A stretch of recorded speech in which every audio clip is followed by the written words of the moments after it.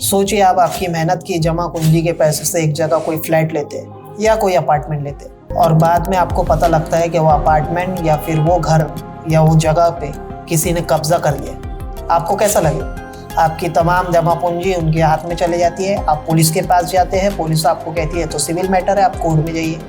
Court में आप जाते हैं, वकील आपका मैटर डिस्कस करने के ही 5,000 रुपये मांग लेता है। फिर आप सोचते हैं चलिए इस सबसे बेहतर ये है कि हम इनके साथ कुछ डील कर लें। प्लॉट तो है ही 10 लाख का, क्यों ना 1 लाख रुपए ऊपर देके अपना फ्लैट खाली करा दे या अपना घर खाली करा दे या ज़मीन खाली करा दे और हमारी जमा पूंजी बच जाए। स्वागत है आपका सोफा न्यूज़ में। मेरा नाम है औरंगजेब हुसैन और आप देख रहे हैं सोफा न्यूज़। आज हम जिस टॉपिक पे बात करने वाले हैं वो टॉपिक बहुत तेज़ी से, या यूँ कहें कि ये मामला पूरे अकोला ज़िले में तेज़ी से फैल रहे हैं। ऐसे मामले कई दिन हमें सुनने को मिल रहे हैं कि किसी ने किसी की ज़मीन पे सिर्फ नोटरी के बेसिस पे कब्जा कर लिया और जब पुलिस के पास वो लोग गए और पुलिस ने मेजर ने उनसे पूछा कि ये क्या मैटर है, वो उसे देखता है और फिर उसे सिविल मैटर बता के कोर्ट के रास्ते पे भेज देता है। ऐसे कई केसेस सुनने में आने के बाद दैनिक सोफा न्यूज़पेपर ने इसके ऊपर एक बहु माफिया राज करके एक सीरीज चलाई थी हफ्ता भर, जिसके अंदर हमने लोगों से आग्रह किया था कि आपके पास या आप भी अगर इस चीज़ के शिकार हुए तो हमसे कांटेक्ट करें। जिसके बाद कई लोगों ने हमसे कांटेक्ट करे, कई मैटर हमारे सुनने में आए, हमने उनके बाइट्स लिए। आज वही सब मैटर, उसमें से सिर्फ 3 मैटर हम आपके सामने पेश करें। इसके अलावा हमने इस मैटर पे पुलिस से भी बात की, प्रशासन से भी बात की और वकीलों से भी बात की। आज हम उसी सब को डिस्कस करते हैं। पहला मैटर, ये मामला है गंगानगर परिसर का, जहां एक व्यक्ति एक बंद फ्लैट को या एक भाड़े के फ्लैट को कई लोगों के साथ लेवा देवी कर देता है, जिसके बाद ये मैटर खुलता है। तकरीबन 10 से 11 लोग इससे प्रभावित होते हैं, या हो सकता है उससे ज्यादा हो। हमारे सामने जितने लोग हैं उसमें 10 से 11 लोग उससे प्रभावित है। लाखों रुपया की हेर फेर करके वो बंदा अकोला जिला छोड़ के भाग जाता है। पुलिस के पास जब ये लोग जाते हैं तो पुलिस उसका पता लगाती है, लेकिन उस तरीके से एक्टिवनेस से पुलिस ने अपना काम नहीं किया। इस तरह का आह्वान, इस तरह का आरोप जो लोग प्रभावित हुए उन्होंने पुलिस प्रशासन पे लगाया, जिसके बाद ये मैटर सिविल में जाता है। अभी भी मैटर चल रहा है और वो बंदा फरार है। आइए हम उन लोगों से ही जानते हैं कि उन लोगों के ऊपर आप बीती क्या है और क्या ये पूरा मैटर है। हाँ, हमारा नाम महजबीन है। हम नो टावर में रहते और अकरम जो है मोहम्मद अकरम मोहम्मद अजीज, उसने मेरा नर्सिंग कॉलोनी का मकान भी मतलब मुझे फंसा के गया। और वो जो किराए वाली है मेरी, वो किराया मुझे दे नहीं रही है 1 साल से। और 1 साल से मुझे बहुत सता रही हो। मैं निर्धारी हूँ, मैं अकेली औरत हूँ और मुझे कोई सहारा नहीं है। मैं बेवा औरत हूँ और मेरे घर का किराया भी नहीं दे रही हो और मेरा घर खाली भी नहीं करवा रही हो। हाँ, और बोलती है कि अकरम को पैसा दी उसने और वो बोलती है कि मुझसे पैसा मांग रही। हाँ, मैं कैसे दे सकती पैसा, मैं कहाँ से दूं पैसा। हाँ, अकरम यही हमारा सारों का पैसा लेके फरार हुआ, सारे अकोले को लूट के गया वो। हाँ, उसने हमारा सारों का पैसा ले गया। हमारा घर के सबके 9 लाख रुपए है ऐसे रिश्तेदारों के मेरे, तो सारा पैसा लेके गया। मेरी बेटी की शादी का पैसा लेके भी गया और पैसे किराया भी नहीं दे रही। हम इधर किराया भर रहे, हमको जहाँ उसने रखा तो वहां मैंने 4 लाख रुपए दिया और 4 लाख रुपए देने के बाद भी मुझे किराया देनी पड़ रही। हाँ, अब इसका कैसा है, एसपी साहब के पास भी गई मैं, उन्होंने भी थानेदार के पास भेज दिए, वहां हमने जमा करवाए। अभी वो बोलते हैं सिविल कोर्ट में जाओ, सिविल कोर्ट में आपका हल होगा मसला, लेकिन वहां भी कोई हल नहीं हो रहा मसला। मेरा घर खाली नहीं करवा रहे कोई, मेरा घर खाली नहीं हो रहा। तो इतना ही है मेरे पास में, मेरा खुद का घर है और इसके अलावा कुछ नहीं है मेरे पास में। लेकिन ऐसा कुछ एसपी साहब नहीं करेंगे तो हम अमरावती आईजी के पास चले जाएंगे और वहां धरना देके बैठेंगे। मेरा नाम आफरीन खान है और मैं अकोला की रहने वाली हूँ। यहाँ पे हमें एक आदमी मिला था किसी के थ्रू और उसने हमें थोड़ा बहुत ये किया कि मैं आपको अच्छा घर दिलाता हूँ, आपको मुझे भारी अमाउंट देना पड़ेगा और मुझ पे भरोसा रखिए। हमने उस पर भरोसा करके उसको भारी अमाउंट दिया है हैवी डिपॉजिट पे घर लेने के लिए। हम लोगों को फ्लैट दिया है, लेकिन उसने ये नहीं बताया है कि फ्लैट उसका नहीं है, किसी और का है। ये हमको अंधेरे में रखा है उसने। और हमने जब उसको भारी अमाउंट दे दिया, उसके 1 साल तक उसने हमें अच्छे से रहने दिया। 1 साल के बाद हम लोगों ने 11 महीने का एग्रीमेंट हुआ था। 11 महीने के बाद हम लोगों ने उससे पैसा वापस मांगा तो उसने मना कर दिया पैसा देने के लिए। मेरे पास अभी पैसा नहीं है। हम लोगों ने उसको बहुत फोर्स किया कि हमारी मजबूरी है, हमारा पैसा वापस दे दिए, हमारे घर में शादी है, हमें वापस चाहिए पैसा शादी का। तो उसने कहा कि हमारे पास अभी पैसा नहीं है, जब तक आप रहो उसी घर में। लेकिन उसके बाद फिर हम लोगों को थोड़ा टाइम होने के बाद हमारा जो मेन घर का ओनर था वो हमारे घर पर आया। उसने ये बताया कि वो उसका घर है, वो अकरम का घर नहीं है। जिसने हमारे साथ फ्रॉड किया 420 की, उसका नाम मोहम्मद अकरम मोहम्मद अजीज है, और उसने हमारा पूरा पैसा लेके फरार हो गया। कितना पैसा लिया? हमारा पूरा 9.5 लाख है। हमारे 3 जनों का पैसा है, मेरे भाई का पैसा है, और मेरी मदर का पैसा है, और हमारे एक घर का खुद का घर है, वो भी रेंट पे उसने बन भाड़े पे फंसा के गया है, जो कि वो घर में रहने वाली औरत हमारा खाली नहीं कर रही है। और वो उसकी भी यही डिमांड है कि आप हमारा पैसा दे दो तो हम आपका घर खाली कर देंगे। पुलिस में कंप्लेंट दी है आपने? जी सर, हमने पुलिस में कंप्लेंट की है। हमने 3-4 मर्तबा पुलिस में कंप्लेंट की है, लेकिन वो लोग हमारी कंप्लेंट लेने को राजी नहीं है। तो हमने उन्हें ये कहा कि फिर हम एसपी ऑफिस में जाते हैं, हम उनके सामने हमारी अपील रखते हैं, शायद उधर से हमें कोई मदद मिल जाए। लेकिन वहां से भी कोई अभी तक जवाब नहीं आया। अभी क्या चाहते हैं आप? अभी यही चाहते हैं कि हमें इंसाफ मिले और हमारे जो हालात है वो सुधर जाए, या तो हमारे हक में कोई बेहतर हमारा पुलिस साथ दे, या फिर कोई हमारे हक में बेहतर करता है तो वो हमारे साथ में खड़ा रहे। हमारी बस इतनी गुजारिश है एसपी साहब से कि इस पर कोई कार्रवाई की जाए और जो मोहम्मद अकरम मोहम्मद अजीज है उसको पकड़ के लाया जाए, और ये हमारी जो प्रॉब्लम है इसको सॉल्व किया जाए। बस हमारी 3-4 कंप्लेंट देने के बाद भी अभी तक कोई कार्रवाई नहीं हुई। तो हमारी यही अपील है, हाथ जोड़ के ये अपील करते हैं कि हमारा साथ दें, नहीं तो हमारे पास सुसाइड के अलावा कोई रास्ता नहीं होगा। अगर हमारी एसपी साहब ने अपील नहीं ली और ये अर्ज पे कोई एक्शन नहीं लिया तो हम लोग अमरावती में आईजी साहब के घर पर जाकर धरना देंगे। फरीदा खातून है, मैंने भी अकरम को 2 लाख दी हो। उन्होंने बोले थे कि 1 साल के लिए दे रहे हैं हम, 1 साल के बाद मैं तुम्हारा पैसा दे दूंगा, तब तक किराया भरूंगा। लेकिन 1 साल के बाद उन्हें पैसा भी नहीं दिया और वो यहाँ से चले गया, और उसके बाद उन्हें किराया भी नहीं दिया। अब किराया हम भर रहे हैं 1 साल से, और मेरा एक ही बेटा है कमाने वाला, मैं भी गरीब हूँ। लेकिन मैंने भी दी थी कि 1 साल के लिए मेरा किराया बच जाएगा, इसलिए दी थी मैंने। हमने रिपोर्ट भी दी है पुलिस में, लेकिन पुलिस ने भी कोई कार्रवाई नहीं करे। तो अब आप बताइए क्या करना। हम अमरावती जाते हैं आईजी के वहाँ, और वहाँ पे हम धरना करते हैं कि हमारा पैसा वसूल हो जाए। दोस्त ये है, उन्होंने जैसा बोले है कि अभी हमारे पास पैसे नहीं है, हम कयामत में मिलना हमको जब देंगे, ऐसा बोले। अभी क्या चाहते हैं आप? अभी हम चाहते कि हमारा पैसा मिल जाए, 2 लाख रुपया। हमारा एक बेटा है कमाने वाला, उसके लिए हमको जरूरत है अभी, इसलिए हम चाह रहे कि हमारा पैसा मिल जाए। आप कोशिश कीजिए। इसके अलावा एक बड़ा ही हैरान करने वाला वाक्य, आकोटफेल परिसर के अंदर हनुमान बस्ती का एक शख्स एक लड़की के प्यार में पड़ता है। वो दोनों बालिग होते हैं, शादी करते हैं। शादी के बाद लड़की की उच्च जाति की रहती है, उन्हें पता लगता है ये लड़का तो ऐसा है, फिर वो लड़के से मारपीट होती है, उसके खिलाफ केस भी होता है, और वो जो भी हुआ होगा उसके बाद वो मैटर पुलिस स्टेशन में जाता है। वो लड़का अकोले से थोड़ी देर के लिए निकल जाता है उसका घर बार छोड़ के, क्योंकि उसे लगातार मारने पीटने की धमकी मिलती है। जिसके बाद कई महीनों बाद या कुछ दिनों बाद जब वो वापस आता है तो देखता है अपने घर में किसी और को ही पनाह ली हुई है, कोई और ही यहाँ ठहरा हुआ है। जब वो कहता है कि ये मेरा घर है तो उसे वहां से हकाल दिया जाता है। उसे कहा जाता है तुम पैसे दो, नहीं तो ये घर हम खाली नहीं करेंगे। वो लड़का पुलिस में जाता है, पुलिस में कंप्लेंट देता है, लेकिन आज तक भी उसका घर उसे वापस नहीं मिला। पुलिस प्रशासन की सक्रियता पे उसने भी सवाल उठाए। उन्हें कहा मैंने पुलिस को कई बार, उसने ये आरोप लगाए कि मैंने पुलिस प्रशासन में कई बार कंप्लेंट दी है, लेकिन अभी तक उसका हल नहीं हुआ है। आइए हम उनसे ही जानते हैं कि आखिर उनके साथ क्या हुआ और क्या ये पूरा प्रकरण है। शंकर भोसले, मैं हनुमान चौक में रहता। हनुमान चौक एरिया? अकोटफेल हनुमान चौक।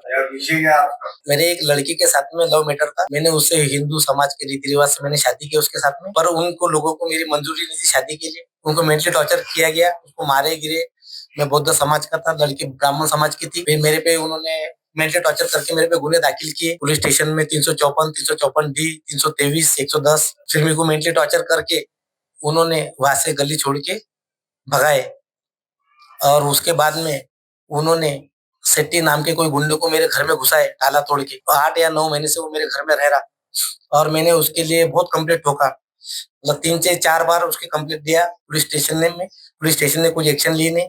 बाद में एसपी ऑफिस में जाके मैं खुद खड़ा रहा, उनको सारी हकीकत बताया क्या ऐसे मैटर है। उन्होंने भी बोले हम बात कर लेंगे बोले, उन्होंने भी कुछ एक्शन लिए नहीं। कम से कम 14 से 15 महीने से वो मेरे घर में ताला तोड़ के रह रहा, और मैं बाहर इधर उधर घूम रहा, और मेरे को बार बार मारने के वो गले वाले धमकियां दे रहे कि तो गले में अगर आया तो हम तुझे जान से मार देंगे। पूरे गली वाले लोग उधर से हो गए। और मैं सिर्फ इतना है कि मैं बौद्ध समाज का हूँ, इसलिए मेरे जातिवाद गाली गलौज कर रहे वो लोग। वो बोलते कि गली में होना ही नहीं, और मेंटली टॉर्चर ज्यादा कर रहे। तो बोलते कि आकोट फिल्म में अगर तू दिख गया तो हम तुझे जान से मार देंगे। और मैं कंप्लेंट दे दे के थक गया, अब मेरे पास कुछ पर्याय है नहीं। पुलिस क्या बोली? पुलिस के पास में मैं बार बार जा जाके थक गया, बार बार एक ही बात बोले, हाँ हम करते के बाद में उसको बहुत कंप्लेंट 3-4 बार कंप्लेंट दिया मैंने उसके नाम की। और सेट्टी और उसकी फैमिली मेरे घर में ताला तोड़ के घुसे हुआ है, मेरे सामान सब बेच दिया उन्हें। एलजी कंपनी की टीवी पलंग, मेरा गैस सिलेंडर, मेरे कपड़े जला दिए, पूरा सामान बेच के मेरे घर में अभी 8 महीने से यहाँ रह रहा। मैंने इसकी बाद में भी कंप्लेंट दिया।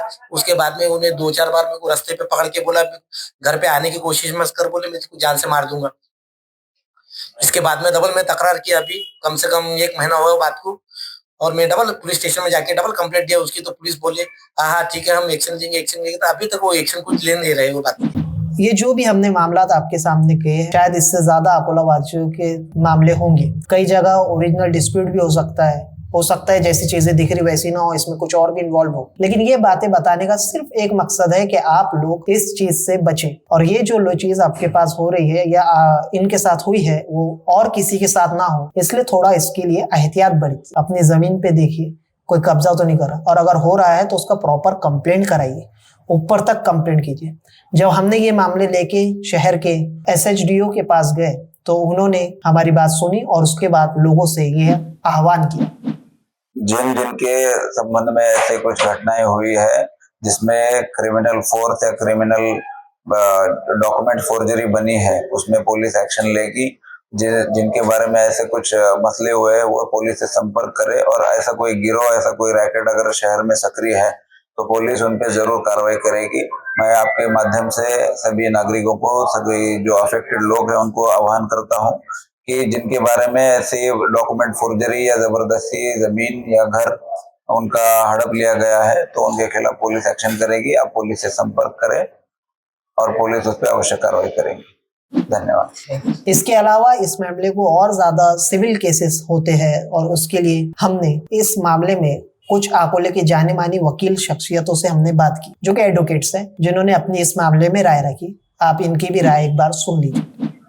अभी अकोला शहर में एक प्लॉट, एक फ्लैट, एक जगह, एक खेत 2 लोग, 4 लोग, 5 लोग, 10 लोगों को बेचकर और उनसे पैसे ऐड कर अकोला शहर छोड़कर भाग जाने की घटनाएं जो है बहुत ज्यादा हो गई है।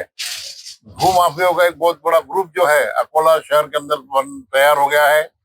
दलाल लोग जो है चंद पैसों के लालच के अंदर गरीब लोग जो जिनको अपने लिए मकान की जरूरत है उनको बहला फुसला कर कम पैसों में मकान दिलाने का, प्लॉट दिलाने का, फ्लैट दिलाने का, खेत दिलाने का वादा दिलाकर और उनसे पैसे जो है वो ऐसे लोगों को दिलाते हैं, प्लॉट खुद का न होते हुए भी लोगों को दिलवाते हैं।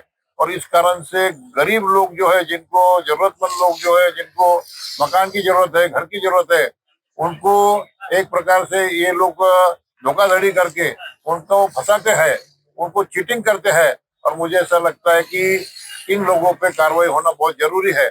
मैं आम जनता को ये कहना चाहूंगा कि कोई भी चीज खरीदने के पहले उसके कागजात जो है हमने जरूर देखना चाहिए। नजूल में कागजात देखना चाहिए, महानगर पालिका से कागजात देखना चाहिए, किसी से वकील से या किसी एक्सपर्ट से राय देखकर, और उसके बाद में वो चीज जो है हमने सही तरीके से खरीदना चाहिए।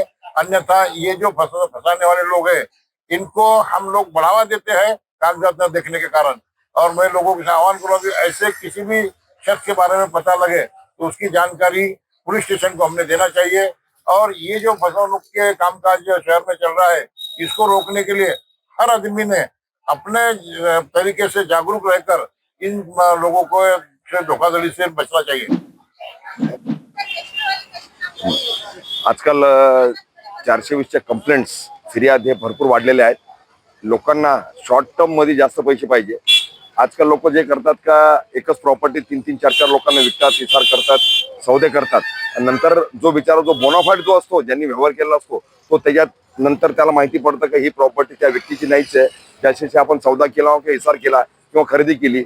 या व्यतिरिक्त पोलीस स्टेशनला लोक कंप्लेंट देतात, पण पोलीस लोक सुद्धा त्याच्यात विशेष असं लक्ष देत नाही।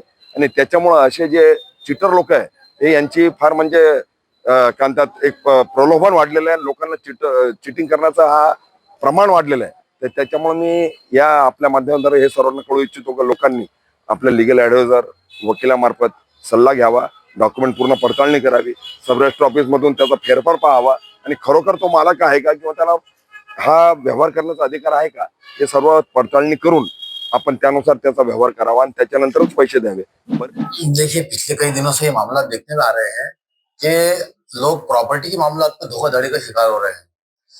इसमें धोखाधड़ी करने वाले भी जवाबदार हैं और जिनके साथ धोखाधड़ी हो रही है वो भी जवाबदार है. वो जो धोखाधड़ी करता है उनका तो पेशा है, वो हैबिचुअल क्रिमिनल होते हैं. लेकिन हम जो धोखाधड़ी का शिकार हो रहे हैं, हम कैसे इसमें जिम्मेदार हैं? होता क्या है कि कोई भी प्रॉपर्टी लेने से पहले लेने वाला उसकी छानबीन नहीं करता, कलेक्टर ऑफिस में जाकर सर्च रिपोर्ट नहीं निकालते, उसकी पूरे वकील के पास में जाकर तफ्तीश नहीं करते कि ये प्रॉपर्टी डिस्प्यूटेड है या नहीं है, या किसी और को बेची भी है क्या.